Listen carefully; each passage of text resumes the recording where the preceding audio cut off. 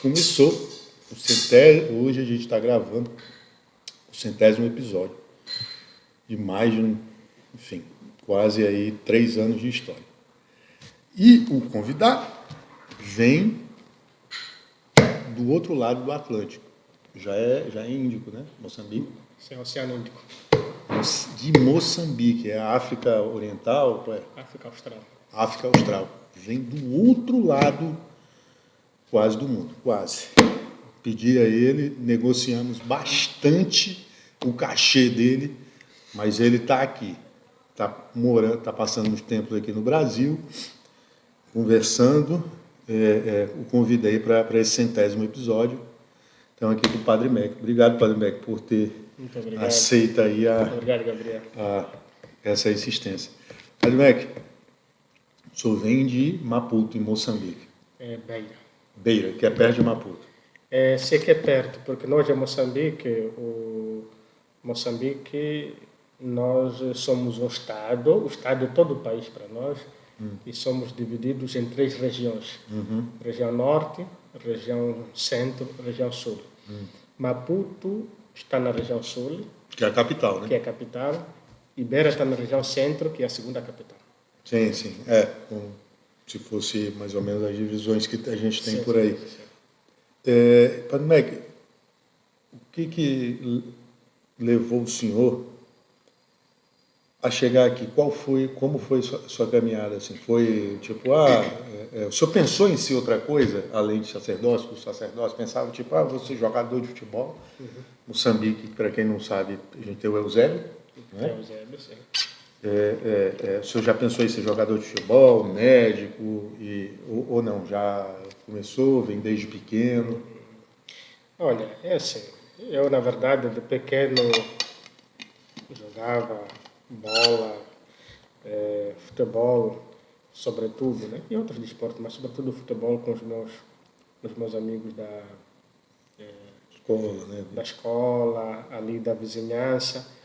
Mas eu desde criança sonhei em ser jornalista. Jornalista? Jornalista. Tanto que o meu pai comprou um livro, já quando eu estava na escola, nos primeiros anos, um livro sobre como fazer jornalismo. Né? É mesmo? E fui me habituando. Meu pai pensava que eu seria um dia jornalista, né? Para colocar em prática o meu sonho. Né? Sim. Mas, como sempre, nós sonhamos, mas Deus sonha também, tem outro sonho para nós. E depois que me tornei cristão católico, com batismo, porque eu sou de pais não católicos, né? Meus pais são de outra igreja, mas lá em casa, basicamente os filhos são quase todos católicos. Digo quase porque alguns não têm uma denominação, né? Sim, digamos sim. Assim. Mas são batizados. Alguns começaram a catequese, desistiram, outros foram batizados e não frequentam. Mas alguns dos meus irmãos, minhas irmãs, frequentam a religião cristã e a igreja católica. Mas os meus pais são cristãos e não são católicos. E depois do batismo, lembro-me que estava numa missa e informaram ali no momento dos avisos que haveria o encontro dos vocacionados. Né? Na altura eu não sabia com quantos anos isso? Deixa-me ver, no ano de batismo eu fui batizado com 14 anos. 14 anos. Com 14 anos. Então, com 14 anos, estava na igreja e eu perguntei a um amigo meu que estava do meu lado o que significa ser isso vocacionado. Ele disse, olha, quem quer ser irmão, consagrado religioso ou padre. Eu disse, então quero. Decidiu então assim? Eu decidi assim. Na verdade foi a partir só de uma informação. Eu disse, não, quero entrar. E ele disse, vamos nos inscrever. Fomos naquela tarde, no domingo. E assim começou a nossa história. Esse, que estava ao meu lado, nos tornamos padres no mesmo dia. No mesmo Então, dia? nós dois somos padres. Então, Agora, começou assim. e a reação dos seus pais? Quando você chegou em casa, foi lá, se inscreveu, contou para eles ou se inscreveu para depois contar? Não, eu contei depois. Contou depois. E aí? Pai, eu vou me inscrever aqui e vou ser padre. A reação do meu pai, sobretudo, foi dupla. Primeira, de sexismo. Ele estava dizendo, não, esse não vai ser padre. Né? Será? Naquilo de que não vai ser padre. E depois, com o tempo, foi uma já de rejeição. Olha, não pode ser padre. Né? Porque quando viu que eu estava mesmo decidido em ser padre, entrei no seminário. A minha mãe é um pouco indiferente. Ela disse-me já desde o início, filho, seja o que você quer. A mãe já é Sim, um pouco assim, quer na ir, maioria quer das ficar, vezes. quer não sei o que, seja o que você quiser. Mas eu continuei. E quando foi ordenado, ali que os meus pais ficaram muito contentes, né? Tanto que eles não pensavam que eu seria padre, né? Com aquele ceticismo, mas também aquele sentimento de rejeição chegou também ao fim. E viram que eu estava feliz por ser padre. E não foi uma rejeição forte assim. Tem uns que não aceitam, que demoram para aceitar. O próprio padre Valdeci, ele teve aqui já gravei com ele, e ele falou que o pai dele foi bem reticente assim, né? Sim. Na minha família, a rejeição não foi tão forte da parte dos meus pais. Às vezes, o meu pai rejeitava com um pouco mais de... Estava sendo mais contundente, mas não saía de si. Era mais para manter... Era mais do seu... Porque os familiares da parte do meu pai, eles estavam mais contra que o meu pai. Dizia, não, o teu filho não pode. Tanto que eu sou o primeiro dos homens. E aí tem essa questão, então, né? Tem essa questão... Sucessor... Tem essa questão de sucessor e tudo, né? Sei bem. Sou o terceiro de casa, mas o primeiro. E isso, para minha cultura, conta muito, Eu né? acho que... Então, a sucessão é aquele que vai cuidar dos pais, mesmo na velhice e tudo. Então, foi mesmo difícil, mas foi algo que a graça de Deus foi ajudando, trabalhando com eles, né? Eu tenho que agradecer. Tenho que agradecer também o trabalho da comunidade cristã. Eu venho... as nossas paróquias estão divididas também em comunidades, e as comunidades em núcleos, pequenos núcleos. E isso ajudou muito, porque eu tive pessoas da minha comunidade, de onde eu saí, uma vez a outra, mesmo eu estando no seminário, eles uma vez a outra iam visitar os meus pais, informavam, né? E tentavam explicar o que é ser padre. Como eu disse, os meus pais não são católicos, então explicavam o que é ser padre, por que não podem ter medo, qual é a vantagem disso, e sobretudo mostrava aos meus pais que era uma graça ter um padre na família. E aquilo foi mesmo ajudando. E fora disso, fora desses encontros, eles também rezavam pelos meus pais. Rezavam pela minha vocação. E a oração foi um grande sustento, né? E tornei-me padre. Depois de um ano, eu fui estudar em Roma. Fiz lá um mestrado em teologia. Regressei em dezembro de 2016 e o meu bispo, em janeiro de 2017, mandou-me ao Seminário Maior de Teologia como prefeito dos estudos, e formador e professor também. E então fiquei lá de 2017 a 2021 como formador e como professor de teologia. 2021, no final, regressei à minha diocese. A sua diocese, só para lembrar, não é Maputo, não, é Beira. Beira. Eu trabalhei no Maputo, no seminário, como formador por 5 anos e professor. E só um parênteses, de Beira para Maputo é quanto tempo, por exemplo? Assim? 1 hora de avião. 1 hora de avião? Então deve dar uns 700, 800 quilômetros? Sim, 1.000 quilômetros. 1.000 quilômetros? Nossa, é um dia inteiro então. Sim, é um dia inteiro de carro. Nossa Senhora. Sim. Então, depois dali, regressei à minha diocese e fiquei 6 meses como assistente de uma paróquia do interior. Eu vivia com o bispo e ia às sextas-feiras para passar o final de semana na paróquia, eu estava sem pároco. E no mês de junho de 2022, depois de 6 meses, e vim para cá, para o Brasil. E essa vinda para o Brasil, assim, tipo, o senhor veio fazer o doutorado, mas como que isso surgiu, assim? O senhor já tinha vindo aqui no Brasil?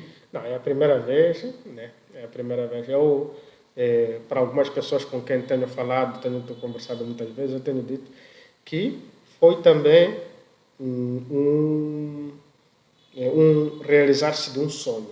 Por quê? Eu dizia, brincando, assim, quando eu estava no seminário de teologia, já ainda como estudante, como seminarista de teologia, eu dizia, eu devo terminar a teologia no Brasil. Claro, naquela altura era como são 4 anos de teologia lá, era uma brincadeira como se até o 3º ano, depois do último ano fosse no Brasil, mas era só uma questão de brincadeira. Gente, mas está aqui, eu terminando, quer dizer, o doutorado no Brasil, então já também é um sonho. Só um parênteses ligando essa questão dos sonhos. Né? Eu também tenho dito como que se nós sonhamos, né, e deixamos que Deus trabalhe, as coisas acontecem. Sim. Né? A gente sonhar sempre em ter sonhos. Eu, por exemplo, dizia aos meus, assim em conversa, eu gostaria de conhecer, eu falava de alguns países, eu gostaria de conhecer o Brasil, Itália, Portugal, França e Estados Unidos. Já teve em quais já? No Brasil? Brasil agora. Itália, Portugal, Estados Unidos, falta a França. Né? Mas o senhor estava na Europa, não foi para a França, mas foi para os Estados Unidos? Fui para os Estados Unidos porque fui lá para aprender o inglês. Né? Então fiquei por 3 meses nos Estados Unidos para aprender o inglês. Não fui fome então o senhor não passa, né? Chegar no McDonald's aí... Um pouco, claro, né? Claro, o inglês, do ponto de vista prático, foi bom para evoluir muito no inglês. Claro, que ainda tenho necessidade para melhorar ainda mais. Sempre é bom, né? Porque tem que praticar, né? E você perde a prática também, né? Se não fizer. Sim, e perco a prática, porque eu saí da Itália, estudando italiano, para os Estados Unidos, estudei o inglês, regressei para a Itália. Então, praticamente voltei ao italiano. Depois do italiano, voltei para Moçambique, também o português. Então, precisava de um pouco mais de prática. Mas estamos num bom caminho. Então, mais ou menos isto. Então, depois, o meu bispo entra em contato com o Dom Orani. O seu bispo é bispo ou ele é cardeal lá? Não, é o arcebispo. Arcebispo de Beira. De Beira. Beira. Então, só lembrando que as divisões de país, né, são diferentes. Tem país nem tem estado, a gente aqui tem estado, lá já são departamentos, que eu disse, né? Não, ali é regiões. O estado é o país. Temos regiões que são 3 regiões, sul, centro e norte. Mas o estado como tal, todo o país é dividido em províncias. Né? É mais ou menos então, como era aqui. Nós somos províncias e grupo de províncias fazem região. Província da região norte, eu estou no grupo de províncias da região centro. Então, o meu bispo entrou em contato com o Dom Orani para ver se podia me acolher aqui na arquidiocese, né? Um pouco na linha de digamos, poderia dizer, chamaria intercâmbio, chamaria de um acordo que está começando, ainda está em elaboração, um acordo entre a Conferência dos Bispos do Brasil e a Conferência dos Bispos de Moçambique, né, para esse acordo missionário, que vai ajudar, né, em alguns padres de Moçambique vir para cá para estudar. E agora, pelo menos, começou do ponto de vista piloto, né, eu vindo cá para estudar na PUC. Vamos ver. O senhor é cobaia, o senhor está aqui nem aqui, então, né? Aqui é a primeira vez que eu faço assim no tete a tete, uma conversa, né? Sim.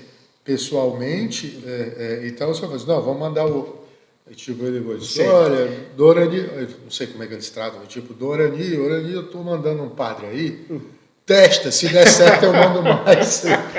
Não, então, no meio desse acordo, e eu vim para cá, e o Dorani aceitou me acolher, e também em parceria com a PUC, né? O Dom Catelã, que esteve também no meio dessa, que está em frente desta negociação com a Conferência dos Bispos de Moçambique, e também o diretor da PUC, do Departamento de Teologia, o Padre Valdecir, que facilitou tudo para que eu tivesse, né, entrasse para esses estudos na PUC e praticamente, e claramente também a paróquia. Agora, Padre Viegas, que me deu... Quando o senhor saiu de lá, o senhor já sabia que vinha para a paróquia São Judas Tadeu ou não? Sim, já sabia, porque logo que começaram as conversas entre os dois bispos, né? Negociações, o meu bispo pediu-me que eu entrasse em contato com o Padre Valdecir, né? Porque o meu bispo falou com o Padre Valdecir e disse, então, para facilitar o Padre Valdecir, seria bom entrar em contato com eu, que é o padre estudante, né? Então, com ele, discutimos, falamos e combinamos, e ele já me disse lá que vai viver neste endereço. Então, eu quando vi, já sabia. Aliás, eu já tinha visto um pouco a fachada da igreja, né? Entrei na internet para ver a fachada da igreja, né? Pode ir. Então, e foi bom. Claro, via pela internet. Quando eu cheguei aqui, pisei com os meus próprios pés. Sentiu o calor das pessoas. Os funcionários aqui são gente boa, né, padre? Muito gente boa. Os funcionários aqui facilitam a vida, né? São muito gente boa. Gente, tem uma pessoa aqui atrás, a gente não pode falar mal não, senão ela vai... Mas é um amor, gente. Eu amo essa mulher. Não, sim. Mas, padre, o senhor notou alguma diferença cultural Porque, assim, a gente tem muita coisa em comum, por ter sido colônia portuguesa, por falarmos a mesma língua, praticamente, com as diferenças de vocabulário. E, enfim, o Brasil, a maior parte, se não a população toda, a gente sabe o porquê que descende, né, da África, enfim. Mas deve ter alguma diferença cultural de lá para cá. Tem alguma coisa que o senhor notou assim, que disse, mas é assim e tal, tirando as palavras, né? Que o senhor falou para mim quando eu mandei a mensagem, eu não lembro agora qual foi o contexto, o senhor falou, não, eu vou estar adiando, o senhor falou postecipando, né? Eu nunca mais tinha ouvido falar dessa palavra, e eu falei, mas aí eu fui pesquisar no Google e de fato existe, está lá dicionário e tal, né? Eu peguei o dicionário que eu tenho, mas tirando o vocabulário, assim, até o senhor pode falar de vocabulário se quiser, o que o senhor notou de diferente de Moçambique para o Brasil? E o calor deve ser igual também. Não, o calor, na verdade, sim, queria começar por aí. O calor é igual, alguma parte da gastronomia é igual, a diferença, às vezes eu tenho falado lá no refeitório, uma das grandes diferenças da gastronomia é que entra também um pouco a questão do vocabulário, né? Eu quando cheguei aqui, quando começaram a falar de mistura. Mistura comida, que você fala, né? Mistura. Para nós, mistura lá, quando você chega em Moçambique e fala de mistura, para nós é um remédio para hidratar. Sim. Né? Que é como se fosse o soro aqui no Brasil, o soro fisiológico. Este soro fisiológico nós chamamos de mistura. Basta dizer, olha, toma mistura, os médicos muitas vezes têm que tomar mistura porque a pessoa está desidratada. Né? Então, e para nós, a mistura brasileira, para nós é caril. Caril. Por exemplo, hoje vai dizer, vai comer arroz, qual é o caril? Então, está dizendo qual é a mistura. Qual é a mistura? É tipo um acompanhamento, assim. Sim. Dizem que é uma palavra aportuguesada, mas que vem do árabe. O árabe eu penso também aqui no mercado tem algum condimento de marca Caril, né? Caril. Como é que escreve? Este condimento é K-A-R-L, mas o Caril nosso é mesmo C-A-R-I-L. C-A-R-L, né? C-A-R-I-L, Caril. Deixa eu achar aqui para ver, depois eu até ponho aí pro sim. pessoal. Então, Tá aqui. Agora, mas não tem um E, não. É só C-A-R-I-L, né? Caril. Caril. Aqui a gente não fala esse L, Caril.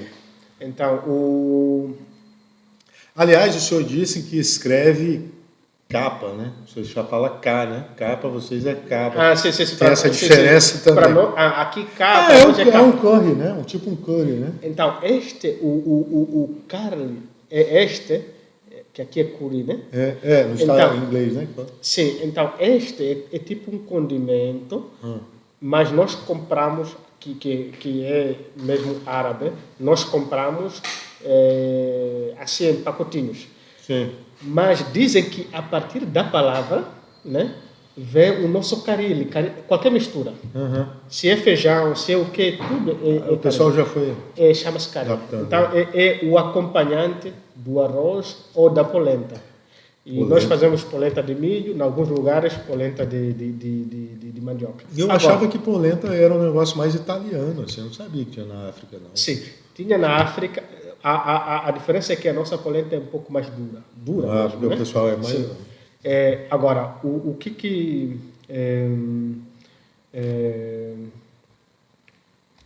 uma das diferenças é justamente, né? Aqui, por exemplo, na gastronomia, na mesa, nas refeições, tanto o almoço quanto o jantar, aparece... Só um minutinho, a gente vai só... agora voltou. Pode ir, continua. Sei que tinha travado. Tanto o almoço quanto o jantar, aparece sempre lá o feijão. Nós comemos o feijão, por exemplo, 2 vezes por semana. E o feijão, para nós, é já mistura. Mas peraí, vocês comem 2 vezes por semana ou 2 vezes por dia? Não, por semana. O feijão não é todos os dias. Não é todos os dias como aqui no Brasil, que virou um negócio assim, uma marca, né? Sim, que virou uma marca, sim. Bife, arroz, feijão, farofa, batata. Por exemplo, nós podemos ter arroz e a carne. E a proteína. E a proteína. E o feijão como mistura. Para nós, o feijão é já mistura. Tá. É algo que... Agora, pode ter feijão, pode ter carne, mas também o feijão já é mistura e não comemos todos os dias. E depois, outra coisa é que para nós, o café da manhã... É pequeno almoço, isso aí em português é de sim, vocês. Usa-se pequeno almoço, mas não é muito... No dia a dia mesmo, para nós, o pequeno almoço é mata-bicho. Mata-bicho, né? Mata-bicho. Mata-bicho, basta falar de mata-bicho é café da manhã para nós. Mata-bicho. Então, a palavra café da manhã não se usa muito. Quando alguém for a falar, a gente compreende por causa das novelas, por causa da televisão. Passa muita coisa no Brasil. Sim, passa muita coisa. As novelas brasileiras, as pessoas veem muitos programas brasileiros. E agora, a gente, por exemplo, não chama café da manhã, porque o café como café não faz parte da cultura moçambicana. Não, o café tipo cafezinho, tipo aqui, vou tomar um café ali, não tem. Normalmente você encontra nos restaurantes, há quem compra café para ter em casa, mas não é que o consuma sempre, ou para visita, alguma visita que pedir café. Mas normalmente, nas manhãs, nós tomamos, no nosso mata-bicho, que é o nosso café da manhã, tomamos o leite, o chá mesmo, o chá e o leite só, sem nada? Sem nada. E com pão, mandioca ou batata doce. E nem manteiga, nada, essas coisas não? Manteiga também usa. Então, é basicamente isso. Agora, outra coisa é que, é claro, há algumas coisas nossas iguais, há coisas que nos diferenciam, né? O que diferencia, por exemplo? Uma das coisas aqui, o povo brasileiro é muito caloroso, né? É muito caloroso. Chega, cumprimenta, por exemplo, alguém pode cumprimentar, abraçar, tudo. Isso é verdade. Para nós, embora não tenha má conotação, não é que é esse estilo, nós nos damos sempre mão, né? E outra coisa, vê-se que o povo brasileiro é um povo muito religioso, encontra qualquer um, até no caminho, padre, sua bênção. Lá, dificilmente vai encontrar alguém pedindo bênção, mas não é porque não tivemos essa introdução toda, né? Porque isso por detrás está toda a questão religiosa, toda a questão de educação religiosa, de cultura religiosa, que é muito avançada no Brasil, né? Então, isso de pedir a bênção também é uma coisa importante. Para nós também seria bom que todas as pessoas pedissem bênção. Qual é a religião predominante em Moçambique? A religião predominante é a cristã. Moçambique agora está com 32 milhões de habitantes, em todo Moçambique. Mas não é o catolicismo? Não, o catolicismo é 25%. Mas os cristãos são 50% de Moçambique. Né? Então, agora, Moçambique tem mais ou menos, em termos de regiões, como eu contei, a região norte é basicamente, quer dizer, a maior parte da região norte é muçulmana. Sim. A maior parte da região centro é cristã católica e na região sul a maior parte é cristã protestante. Protestante, igrejas evangélicas e tudo. E há esse conflito, padre, assim, ou as pessoas convivem bem? Porque a África, o senhor pode dizer até melhor para mim. Antes enfim, os europeus chegaram lá, Portugal, França, Inglaterra, qualquer que fosse, e foram dividindo de acordo com o que eles imaginavam. Então, assim, meio que separaram tribos, juntaram tribos diferentes no mesmo território, que não tinham nada a ver. Isso às vezes gera um conflito. Assim. Tem conflito, assim, tipo, não, o muçulmano é tranquilo, vive aquela unidade até. Falando em unidade, esse projeto que eu tenho aqui nasceu de uma situação do movimento dos focolares, que eu faço parte, e, enfim, Chiara teve essa revelação. E aí eu queria perguntar para o senhor, vive-se essa unidade ou tem assim, muçulmano às vezes fica aquele negócio de apontar o dedo, vocês vão tudo para o queimar no mármore do inferno, os evangélicos crentes, como a gente diz aqui, protestantes, vocês, imagem...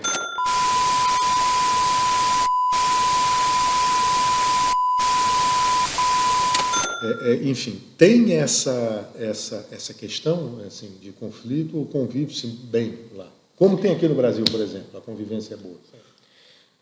Assim, como eu disse, como sabe, nos últimos tempos, entre muçulmanos na região norte houve... agora tá um pouco, a coisa está esfriando, mas tivemos muitos ataques terroristas, né? Sim. De índole, até agora, pelo que se saiba, islâmica. Só para eu relembrar, Beira fica na região norte ou no centro? Não, no centro. Ainda bem.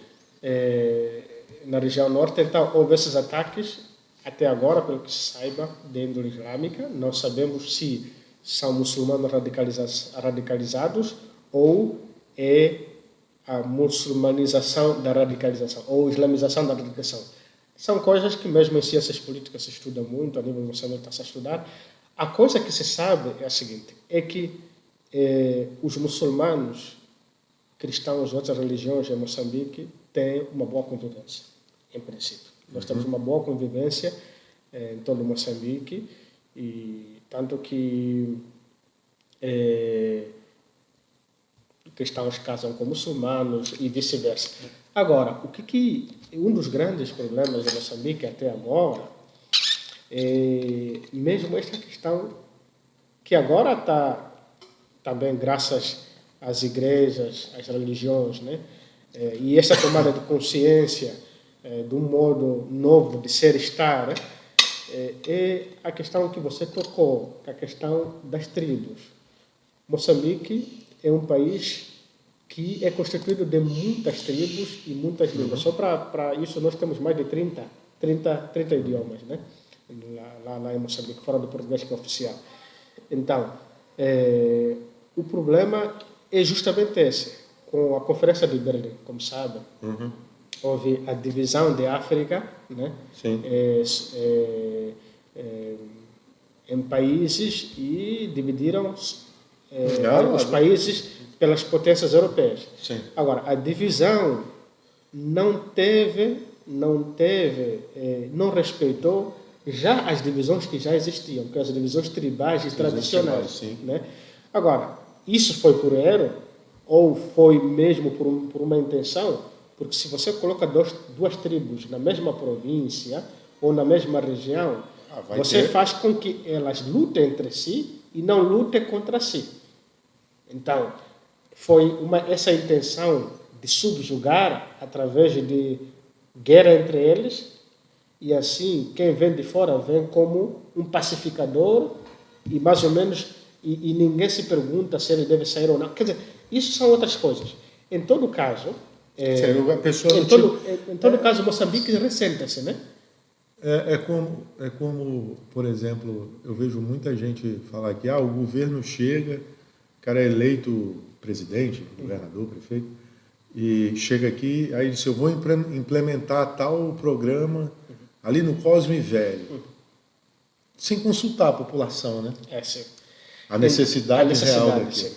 Então, Moçambique, como Moçambique, deixando toda a África, ele é composto de 10 províncias. Nas 10 províncias, quase as 10 províncias, elas praticamente têm mais de 2 etnias. Então, e se for a ver, por exemplo, nas fronteiras, Moçambique faz fronteira com a África do Sul, sim, faz fronteira com o Zimbábue, faz fronteira com a Zâmbia, com o Malawi, com a Tanzânia, com o Botsuana. Não, Botsuana não. Não, Botsuana. Com a Zâmbia, com o Malawi e com a Tanzânia. E com a Suazilândia também no sul. Todas as províncias e praticamente os distritos que estão próximos às fronteiras, elas têm quase a mesma língua do outro lado do país. Então, significa que, na verdade, a divisão não seria aquela. Okay.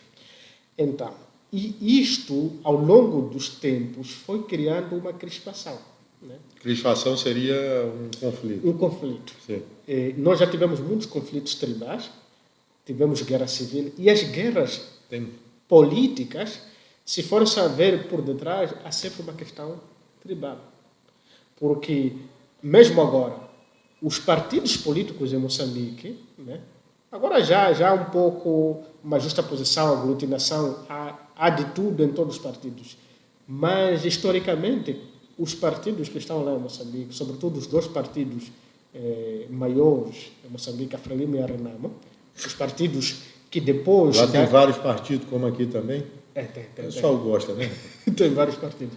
Os 2 maiores partidos em Moçambique, eles, por detrás, têm uma história, né, tribal, que o partido que está no poder é da Zona Sul, o partido que é o segundo partido, historicamente, ele é da Zona Centro, agora, para cá tem um presidente da Zona Norte, mas historicamente é da Zona Centro.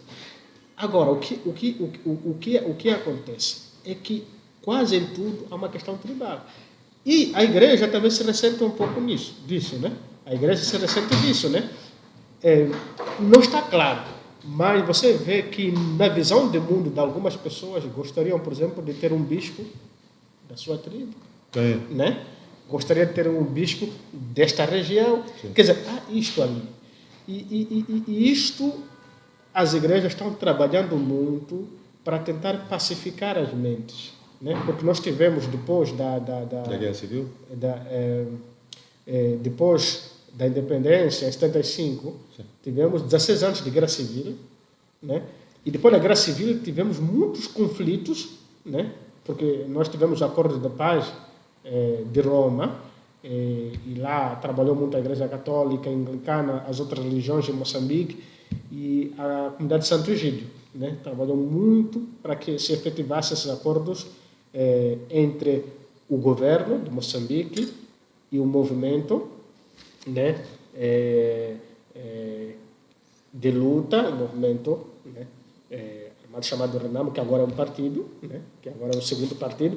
Então, depois, só vou terminar um pouco. Não, depois houve muitos conflitos, muitas tensões políticas. Agora se discute a questão da reconciliação. É claro que as fronteiras, as divisões são históricas. Quem dividiu, quem colocou, teve suas intenções do mal, isso é uma coisa que fica pela história. Mas agora temos que aprender a viver juntos. Como disse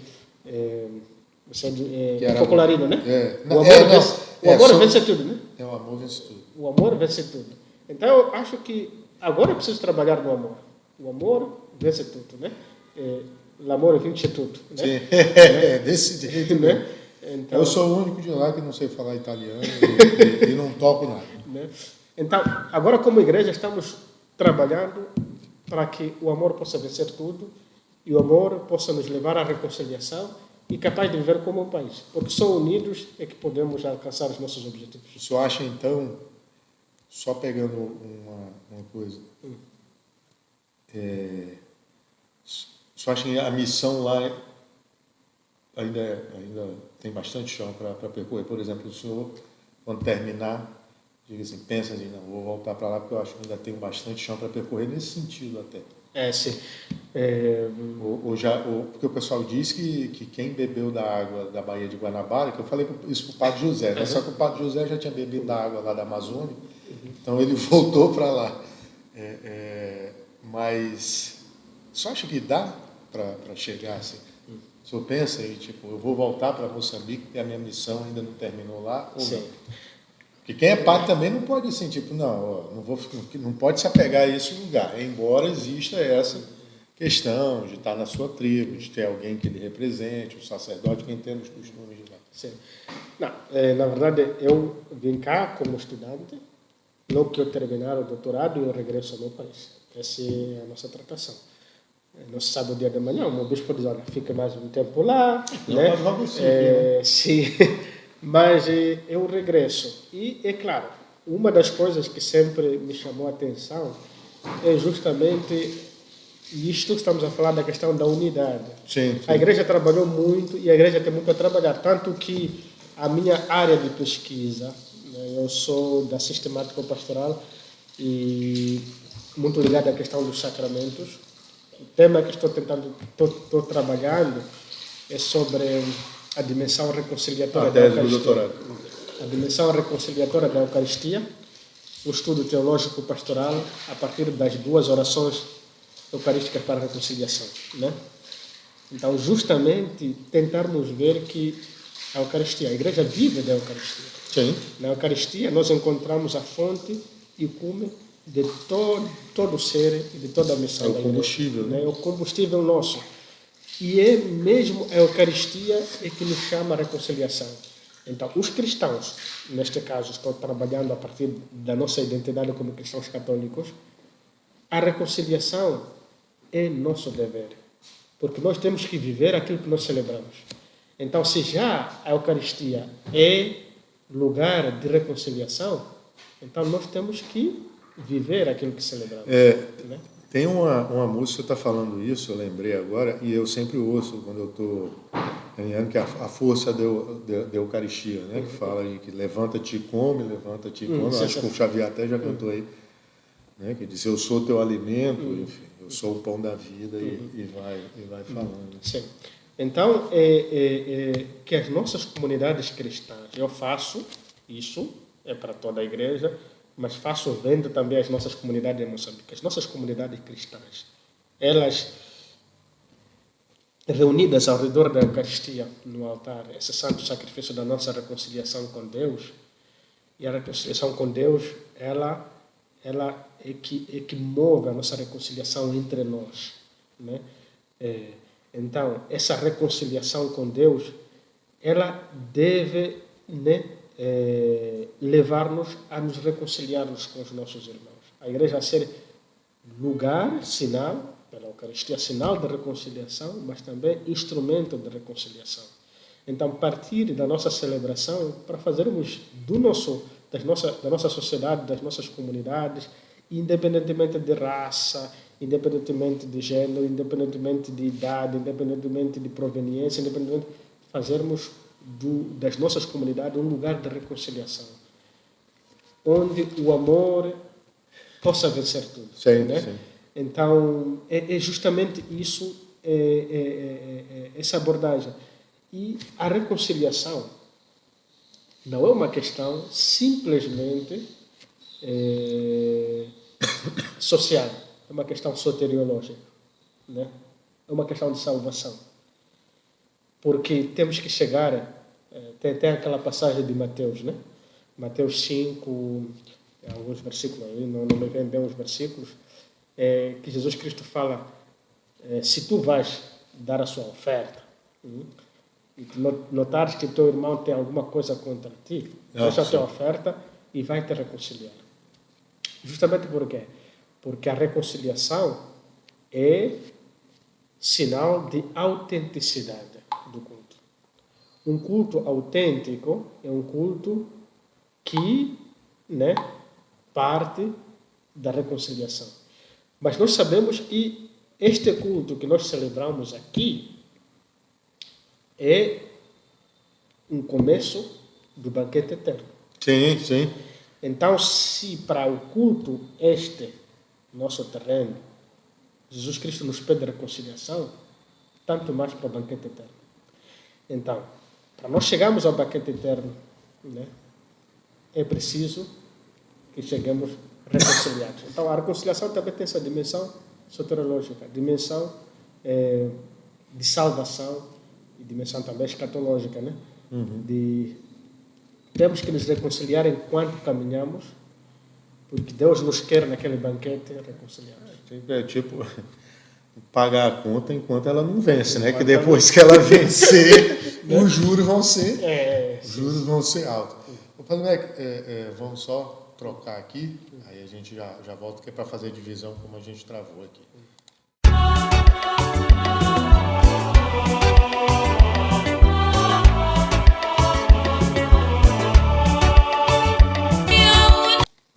Padre Beck, eu vou abrir essa coisa aqui, antes da gente já ir para o último aspecto. Aliás, antes da gente ir para os últimos aspectos, eu esqueci de perguntar isso ao senhor. Naturalmente, o senhor vem de um continente onde a maioria das pessoas são negras.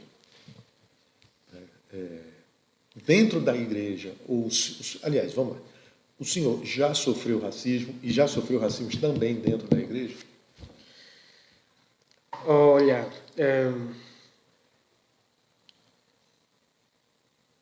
mas fala durante todo esse tempo que eu sou como padre, né? Não, acho assim, tanto como padre, como na vida mesmo. Tipo, na vida.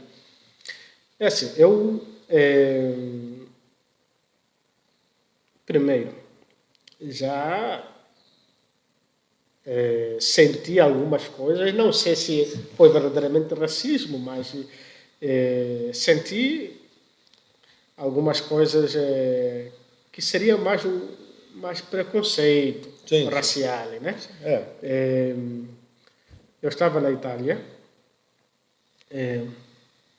e fui com um padre da paróquia onde eu estava no período de férias, passando as férias natalícias. Então, tínhamos que passar das casas de cristãos durante a oitava do Natal, né? Porque a paróquia, durante a oitava do Natal, eu penso que também algumas paróquias, se não muitas lá da Itália, ou pelo menos desta região onde eu estava, passam, como diria, visitando os presépios. Sim. Porque no tempo do Natal, não só o presépio da igreja, mas as crianças constroem presépios nas suas famílias. E há alguns até que são idosos, mas que começaram desde criança com essa cultura de construir presépios. Eles até constroem, e até dizem ao padre, pedem ao padre para que passe da paróquia, da casa, no tempo da oitava do Natal, visitando o presépio. Então, visitando o presépio, o padre tirava algumas fotografias, depois colocava a exposição, né? Depois da Epifania, colocava-se em exposição todos os presépios que ele visitou, com as crianças ao lado, ou com os adultos que construíram esses presépios, tudo. E era uma coisa boa, era um concurso, e na verdade todos ganhavam. Na verdade, os presépios, alguns eram mais bem construídos, mais do que outros, mas todos ganhavam pelo gesto, né, de manter esta cultura cristã e esta cultura natalícia nas famílias, né, que o Natal é um evento também familiar, né? Então, isto mesmo para famílias que não vão à igreja, não sei o quê, quando chegava aquele momento de ter o presépio na família, um lugar que eles sentiam, olha, né, que existe um Deus que os ama e Deus que nasce na Itália, nesse período, também uma boa parte da Europa, faz frio, né? Então, por isso que é um canto que se canta no Natal, che tu scendi dalle stelle, né?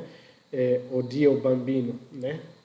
Tu desces das estrelas, Deus menino, e viene numa grota ao freddo, ao gelo. Então, você vem em uma grota ao frio, ao gelo. É como se um Deus que vem para esquentar o frio, né, das famílias. Né? O frio, também do ponto de vista simbólico, todo o frio de vontade de felicidade, de tranquilidade, de falta de amor, este frio para que as famílias sejam realmente famílias unidas.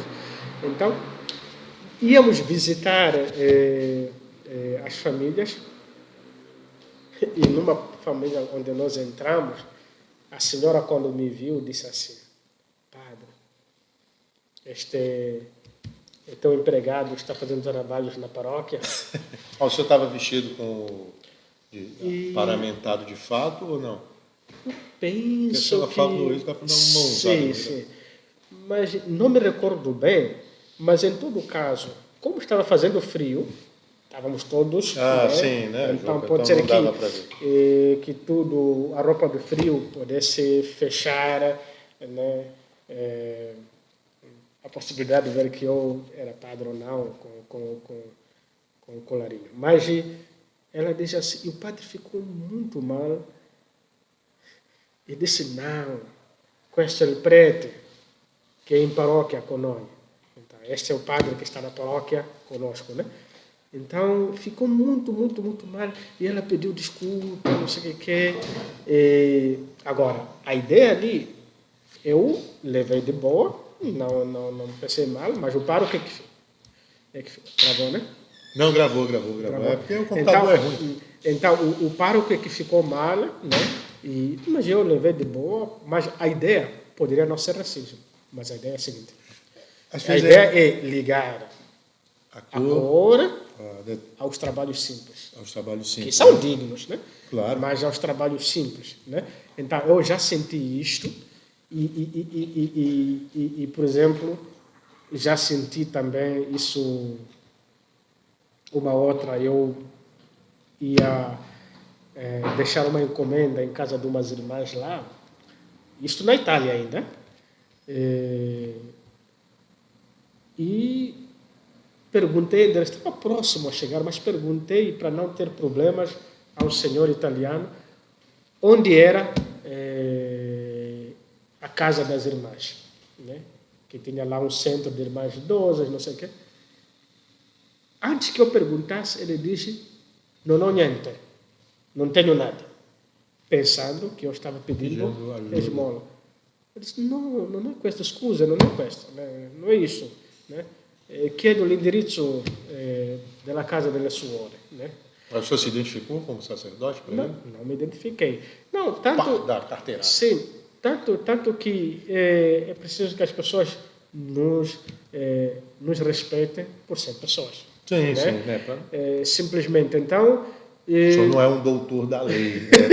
Eu sou advogado, mas trazendo para ali, né? O que a gente está falando. Verdade. Então, quando eu disse, não sei, dele sua... Quando ele escutou o que eu queria, disse, scusa, pensava que tu voleva qualcosa, não voglio niente. Então, ali eu também senti um pouco que ele ligou a minha cor ao pedido. Né? Sabe que a Europa agora vive a questão da imigração e toda a discussão por detrás disso.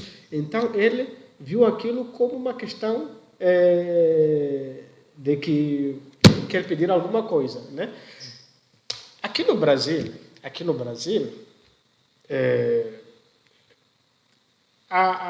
uma outra coisa que me aconteceu, mas eu não é digno de mencionar. Não, eu acho que não é uma questão de racismo, é uma questão de mau caráter da pessoa. Né? Mau caráter. Eu acho que mais do que racismo é mau caráter, porque eu acho que o que fez para mim poderia ter feito também com qualquer pessoa. Sim. Mesmo sendo parda, sendo branca, sendo não sei o quê. É mau caráter. Por isso que o que me aconteceu aqui, eu não tomei como algo, e nem preconceito racial, nem nada. Falta de educação. É falta de educação da pessoa. Aí aqui no Rio, então, a gente vai virar, então, e já volta.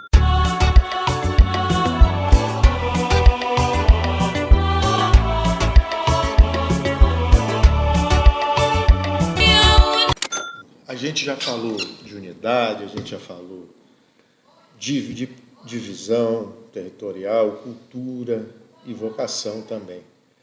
Padre Beck, o senhor... gente, tem mais muita coisa que eu queria perguntar aqui. Agora, mas vamos aí, o que vier tá na cabeça. O senhor tem algum método, assim, de conversar, né? Eu sempre brinco, eu estava brincando com o padre Eggs outro dia, até acho que ele estava falando, né, que perguntou que quem torce para o Botafogo tem mais crédito, né? Porque a gente sofre, né? O sofrimento leva à santidade, né? Então, enfim. E tem lá, a gente estava falando de conversas, tipos de conversas com Deus, eu até falei com ele, o senhor tem o zap lá do departamento lá em cima. Quando o senhor vai conversar com ele, com o chefe, com o pai, como o senhor faz assim? O senhor pega, sai aqui, desce, vai ali na gruta, aqui na Imatem, mais Nossa Senhora Aparecida, chega aqui no Santíssimo, é no silêncio, é na música, né? Eu lembro que sempre que dá vocês caminham, vocês estão sempre indo fazer atividade física, o senhor Padre Valdeci, quando estava aqui o Padre José, o Padre André também, o Padre, o baixinho, aquele senhorzinho baixinho, uma taça, agora o Frei Dimas também, enfim. Como que o Padre Mac faz para conversar com Deus, né? Enfim, eu sempre brinco aqui nesses 90 e poucos episódios, eu cito uma música do Gilberto Gil, que é Se Eu Quiser Falar com Deus, faço esse paralelo também com a parte do Evangelho, que eu não lembro agora qual não sei se é Lucas ou Mateus, que ele fala se quiseres falar, retira-se do teu quarto, enfim, no silêncio. O Padre Mac bate um papo com lá de cima, quando quer. Não, quer dizer, como se diz, a Santa Igreja Católica nos diz que os lugares privilegiados da oração são, sobretudo, né, o oratório pessoal, o familiar, os santuários, os mosteiros e, sobretudo, a igreja, que é o lugar onde nós oferecemos o santo sacrifício. Mas, retirando isto, todo lugar é lugar de oração e todo tempo também é tempo de oração, né? São, como disse, são lugares privilegiados que a igreja nos indica. Mas todo tempo é tempo de oração. E eu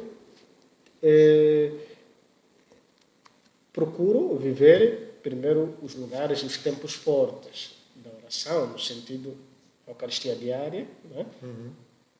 Que na Eucaristia é justamente o momento privilegiado do nosso encontro com Deus, mas eu procuro fazer de cada hora e cada momento da minha vida um tempo de oração, né? Um tempo de oração. Né? Aqui agora. Aqui também é um tempo de oração. E mesmo no meu quarto, eu tenho uma imagem de Nossa Senhora que deixo sempre ao lado do meu computador e às vezes fico lá contemplando, olhando, né? Olhando, eu estudando, olhando, né? Porque, como disse São João Damasceno, a oração é essa elevação da alma dele. Que foi o dia dele, né? Há uns dias atrás, eu acho que foi. Essa elevação da alma, de alma a Deus, tentar elevar a alma. E eu procuro falar com ele, andar com o terço no bolso. Eu quando saio do quarto, né, tentei me habituar a isto. Não que seja melhor, eu acho que muita gente faz como eu. Ou estão com ele na bolsa, as mulheres, os homens no bolso. Mas uma coisa é andar com o terço. Para mim, quando eu dou-me conta que estou fora do quarto, não tenho terço, se posso, estou próximo ao quarto, regresso. mesmo que seja para descer para aqui ou para ir almoçar, né? Agora, para mim é o seguinte, Uma coisa que o senhor está falando de pra... andar com o texto no bolso, só antes, desculpa lhe interromper, muita gente usa isso como um amuleto também, né? Sim. Muita gente usa. É claro, você sabe que a nossa fé, os nossos modos de oração e de tudo, precisam sempre Ser aprimorado. aprimorados e serem aperfeiçoados, porque nem sempre nós rezamos como devíamos rezar ou relacionar com Deus. Por isso pedimos o Espírito Santo para que nos ajude a uma oração cada vez mais perfeita, né? Agora, é claro, para não ser amuleto, é preciso seguir aquelas linhas da igreja quando fala do culto à Virgem Maria. O que significa um verdadeiro culto? A primeira coisa, um culto é imitar, né? Diferente do que as pessoas falam, né? Os protestantes falam. Quando eu vou rezar a Nossa Senhora, quando nós vamos rezar a Nossa Senhora, nós rezamos como aquela que é modelo do sim, né? Antes da questão de pedir para bens temporais ou alguma coisa, ou bens espirituais, é, sobretudo, que Maria nos ajuda a dizer sim. E mesmo nos momentos difíceis, né? Porque ela é a Nossa Senhora das Dores, que conseguiu, nos momentos difíceis, né, não baixar a guarda, né? Ela tentara... havia uma santa, não me esqueço o nome, que diz, olha, senhores, eu sei que não compreendo tudo, mas ensina-me a me submeter aos teus desígnios. Os desígnios de Deus nós não podemos conhecer tudo, qual é o desígnio de Deus sobre nós. Há coisas que nos acontecem, nós não podemos compreender. Mas nós podemos, Deus, me ajuda a submeter-me ao teu desígnio, porque tu sabes. Se isso acontece, tu sabes. Então, Nossa Senhora é mesmo grande modelo dessa fé que se entrega nas mãos de Deus e aceita os desígnios de Deus. Nos momentos de alegria, mas nos momentos de desafios que nós não compreendemos, porque Deus nos faz passar por muitas coisas, né, que nós não compreendemos, mas há sempre aquela leitura pascal que devemos fazer de Emaús, né? Sempre voltar afinal. Então, que não nos dizia, quer dizer, nós pensávamos isso, mas não ardia o nosso coração quando ele nos falava. Quer dizer, a partir deixar com que Deus fale, deixar com que as coisas aconteçam, nós vamos rezar a Deus, vamos não sei o quê, mas nunca baixar a guarda nos momentos difíceis e sempre submeter-se aos desígnios de Deus. E essa é a primeira coisa, ver Maria como modelo. Segundo, modelo a imitar, mas também ver Maria como intercessão, né? Então, quando nós andamos com o terço no bolso, pedimos para que ela interceda por aquilo que nós mais precisamos. Claro, coisas boas. E depois, ver a vida de Maria, uma vida que nos dá alegria, né? Como nos diz o prefácio para os santos. Na vida dos santos, nós temos esperança, temos alegria, nos conforta essa vida, mas também temos na presença dele uma intercessão e temos um modelo. Então, esse modelo, o conforto, a esperança, intercessão. Agora, é claro, não podemos pegar como amuleto, mas também, se alguém vê aquilo como amuleto, tem que pedir a Deus para que possa aperfeiçoar este modo de ver as coisas sagradas, os objetos santos, para chegar mesmo à verdadeira devoção à Nossa Senhora, né? E agora, como eu disse, eu procuro viver a oração com Deus nos momentos fortes, sobretudo na Eucaristia diária, na leitura da Sagrada Escritura, né? Mas procurar fazer com que esta oração, na adoração eucarística também, fazer com que esta oração ela possa, na liturgia das horas, né, mas fazer com que essa oração possa ela iluminar e dar vida a todo dia. e procurar rezar. E rezar é isto, como nos diz, há muitos tipos de oração. Não? Nós temos a oração de bênção, que nós bendizemos a Deus porque Ele nos abençoa, a oração de petição que nós pedimos, mas a oração de louvor. Então, fazer da vida uma oração, fazer da vida uma bênção a Deus, né? E fazer de cada dia uma oportunidade de poder elevar esta nossa alma a Deus. É claro, como eu disse, há momentos fortes e momentos principais da oração, também na oração comunitária, mas eu procuro, é por isso que tenho no meu quarto, coloco a vida, o crucifixo ali, coloco ali ao lado dos meus livros, coloco um santo aí, porque os santos são esses que nos ajudam a nos recordarmos que a santidade é possível. Seria tão mais fácil, sim, né, se as pessoas entendessem sim, isso, se a gente mesmo entendesse isso. Né?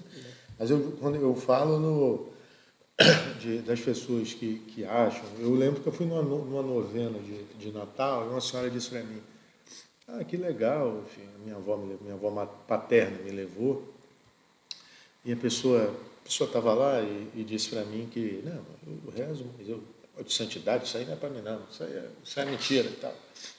Eu não entendeu, seria mais fácil que essa pessoa entendesse que é possível, né? Não precisa passar por um processo de beatificação, canonização, essas coisas todas. E as pessoas que acham que a gente põe aqui, a gente está vendo uma imagem de Nossa Senhora, ajuda aí que eu estou... Nossa Senhora das Graças. Nossa Senhora das Graças, né, do lado ali do crucifixo, enfim. Que a gente não está aqui, fica adorando alguma coisa, que as pessoas acham, enfim. Não tem essa prática, é um negócio tão assim, simples de entender. De botar em prática é difícil. É óbvio que é difícil, mas é bem difícil. Não, há essas pessoas que criticam a oração aos santos ou que negam a santidade. a santidade. Não, a santidade me lembro, acho que São Francisco de Sales que dizia, a santidade é fazer bem e fazer cada dia aquilo que Deus te pede. A santidade é o dia a dia. A santidade, há santos que Deus lhes deu a graça de ter alguns sinais particulares, né? Visões místicas, não sei o quê. Mas a santidade é do dia a dia. Pelo batismo, nos foi aberta a porta da santidade. E a santidade é poder viver no dia a dia a vontade de Deus. Né? Quanta santidade nós vemos até nos nossos irmãos doentes, no leito do hospital, sentindo as dores, né, da doença, sofrendo aquelas dores, mas eles nos apresentam uma grande força de santidade quando são capazes de quer dizer, associar as suas dores à paixão de Cristo. Se submete a essa vontade de Deus e, com esta nova visão da doença que aflige os seus corpos, eles vivem uma felicidade que espanta a todos. Né? Espanta a todos, que eles conseguem ver Deus muito além da doença, até no meio da doença. Então, eu penso, e há muitos dos nós, como disse, vamos ao hospital, eu vou dar unção, às vezes você vê como que em pessoas simples, em momentos difíceis, a santidade está lá. Né? E é isso, quando um casal, quando um marido procura viver a sua vocação como esposo, cuida bem dos filhos, ensina os filhos nos valores, ensina a amar a Deus, ama a esposa, o mesmo se diz da esposa, os filhos amam os pais, são obedientes aos pais, são pacientes, mesmo nas suas falhas. E isto, santidade do dia a dia. Né? Todos os santos que chegaram aos altares começaram com virtudes do dia a dia. Sim. De Deus. A gente, eu lembro que um amigo meu me perguntou, ele sabia que eu era, assim, desde que eu passei a me envolver de fato, trabalho pastoral, eu tinha começado aqui, já estava com um ano e pouco, né? E aí veio coordenação, então algumas atribuições a mais que me tiravam tempo lá de fora. E a gente estava na piscina e ele falou para mim assim, cara, pô, você não pode sair sábado, não sei o que, você não bebe. Eu não bebo, as pessoas acham que eu não bebo porque ou eu sou pastor de igreja, ou eu sou crente, ou que eu vou ser padre. Pô, padre não bebe. Olha o Papa Bento XVI, eu tenho até uma figurinha de WhatsApp que tem uma foto dele segurando um canecão de cerveja lá na Alemanha, assim e tal.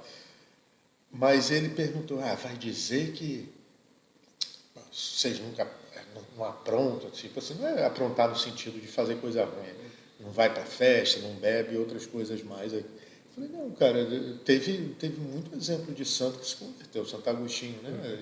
Santa Mônica, o que ela penou até que ele saísse, largasse o caminho que ele estava para ele se endireitar, e hoje, assim, é um belo exemplo disso, né? E as coisas estão aí para as pessoas verem, né? Fala essa preguiça. A gente vai virar, então, e aí já volta aí.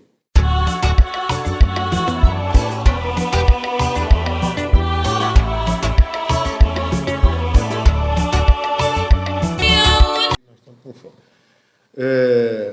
Padre Mike, a gente está chegando, vamos para o último aspecto aqui.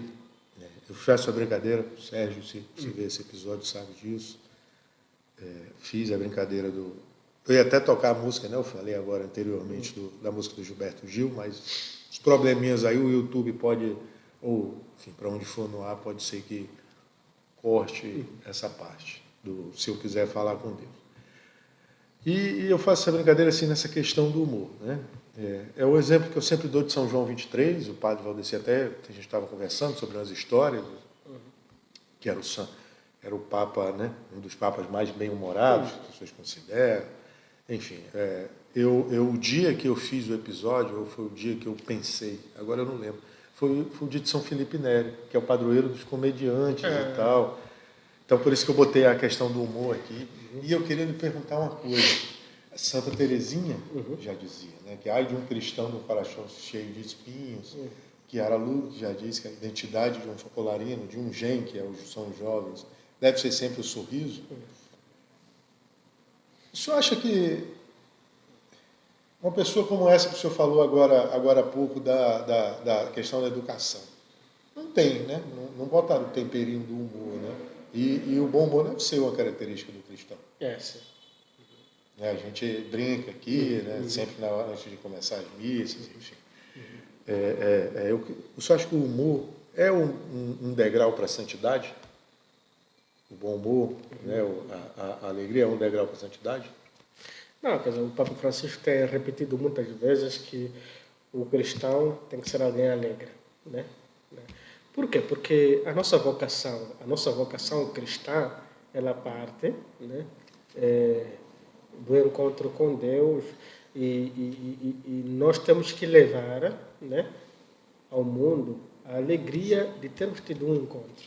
E a alegria expressa-se, né? E a alegria expressa-se. É claro, a alegria não é uma questão só do sorriso, mas o Papa toca muito essa questão, que o cristão tem que ter uma face,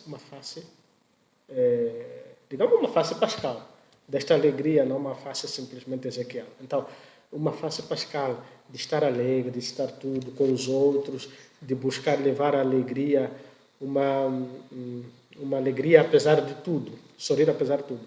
Agora, é claro que o humor é uma expressão da alegria, né? A natureza, o homem é um animal lúdico, né? A parte lúdica faz parte do homem.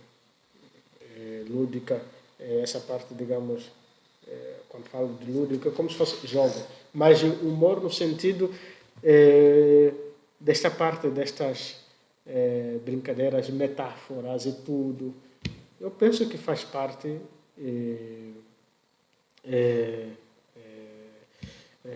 da nossa vida cristã, tanto que, só para um exemplo, eu estive em Cachoeiro nesses dias de Itapemirim.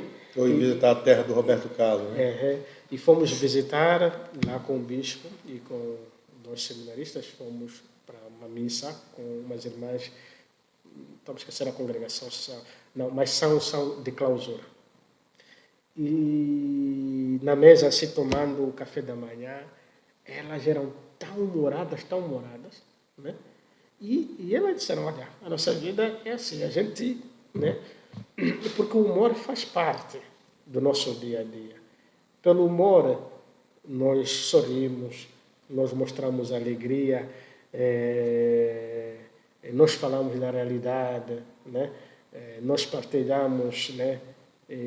Porque o humor também ensina, não só alegra, ensina. Eu penso que o humor faz bem.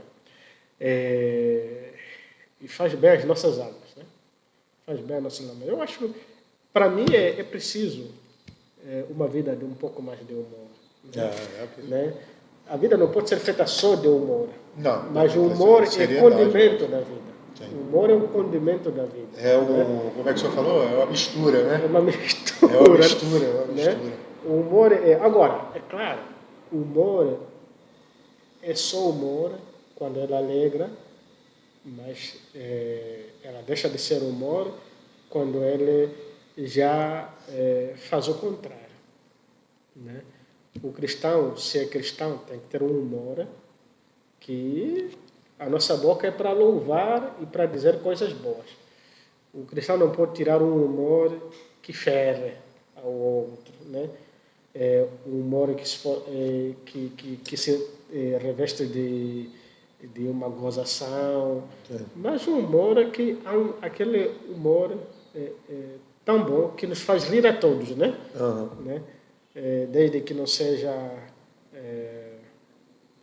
um humor que esteja ali para gozar alguém. É claro, estamos num mundo onde já não se sabe o que é humor e o que não é humor, né? Porque também essa é outra coisa, porque o que era humor há 20 anos, agora não se pode, não sei o quê. Mas falando do ponto de vista cristão, do ponto de vista nosso como cristãos e como católicos, eu penso que o humor é um condimento da vida. Nem todas as pessoas podem, né? Enquanto há pessoas com a graça de criar um humor que faz toda a gente rir, há pessoas que têm uma boa graça para ouvir o humor. Ele não faz, ele não tem exemplos, não tem nada, não tem histórias, mas está lá para ouvir, para se alegrar com os outros, para sorrir, para bater palmas. E isso é importante. Eu me lembro quando éramos formadores no seminário, nós dizíamos, todos vamos jogar. Quando é o momento de jogar o futebol, todos estamos lá. Há uns que gostam de jogar futebol, há outros que assistem, outros batem palma, outros dão força ao outro. Há quem diz, eu não gosto de futebol porque tenho medo, tenho não sei o quê, ou porque nunca gostei, gosto de outro esporte. Agora, o importante é, estamos todos lá, né? Batendo palma, nos alegrando com os outros, e alegrar-se também do seu time melhor. E na hora que erra, assim, o cara não passa para o senhor, não dá para mandar ele para aquele lugar, né? Tipo, misericórdia, irmão. Misericórdia. Não, agora, não sei se... Então, mas esses pequenos humores, é por isso que o Papa Francisco, por exemplo, é um dos papas muito bem-humorados, né? É verdade. Ele gosta de brincar e sempre uma brincadeira que nos faz acordar quando estamos a sonecar nos encontros, nos faz acordar, uma brincadeira que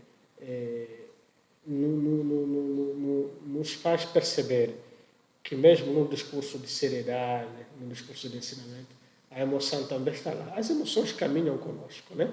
Então, eu acho que este humor, e sobretudo este tipo de humor, é muito bom para acalentar as nossas almas, para colocar um pouco de condimento à nossa vida. Sim. Porque a vida já é muito dura. Já é muito dura. Então, é preciso este humor. Torcendo para o Botafogo, então, é horrível. e neste sentido, o humor é divino, né? O humor é divino. Então, vamos virar aqui já para ir para a última parte, a gente já volta aí.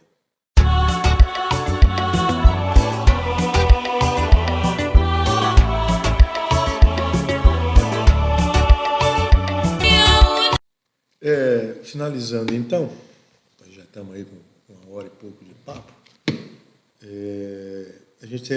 Eu sempre brinco aqui, eu faço umas 3 ou 4 perguntinhas E a primeira, Padre Meg, é a seguinte. O senhor, se o senhor estivesse aqui, desceu aqui de noite para ir para o Santíssimo, sozinho, deu aquela cochilada quando abriu os olhos ao seu santo de devoção, que seria?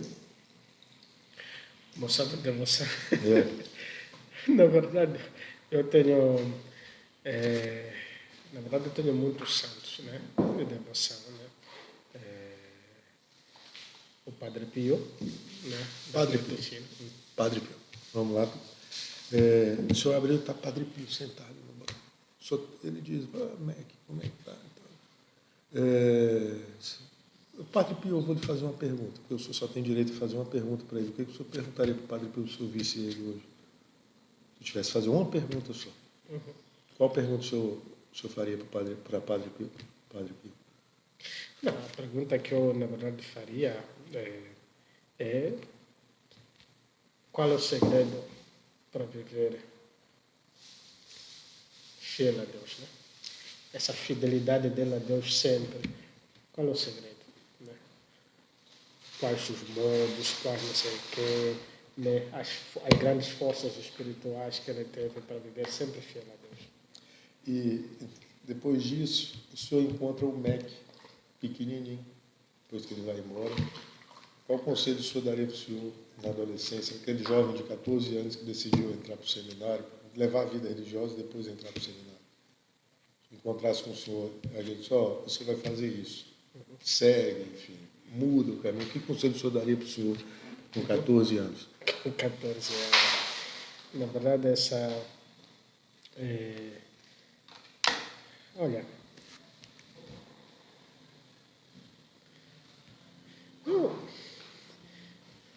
claro,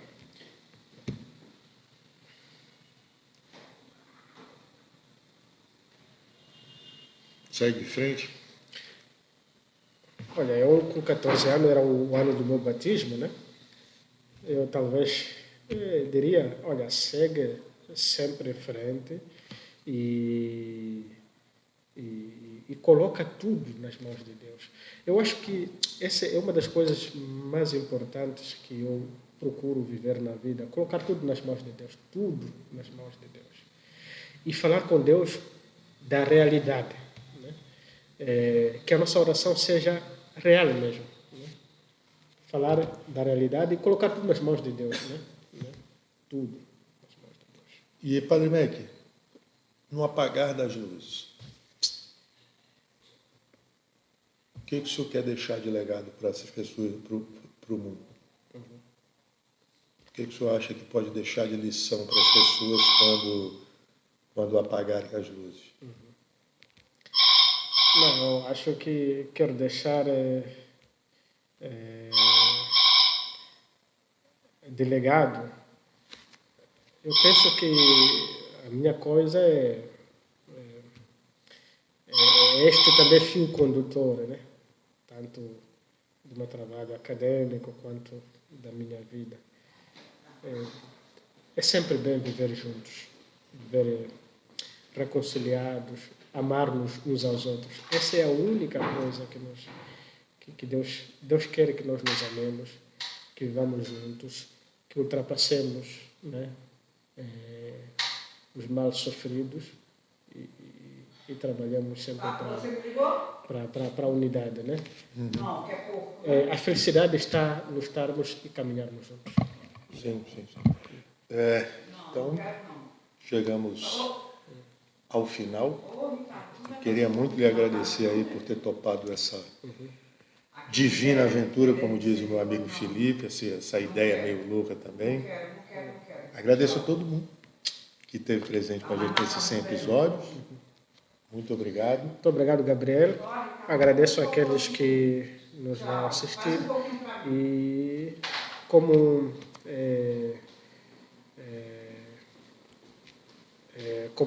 última palavra, eu vou usar mesmo esta palavra da Chiara Lubick, né? O amor vence tudo. O amor vence tudo. Amemos uns aos outros como Deus nos amou e procuremos viver sempre juntos e nunca desanimar, né? Nunca desanimar. Mesmo nos momentos difíceis, Deus nos ama tanto, ama-nos tanto e nunca nos deixa sós. E procuremos espalhar este amor e ultrapassar qualquer constrangimento da vida.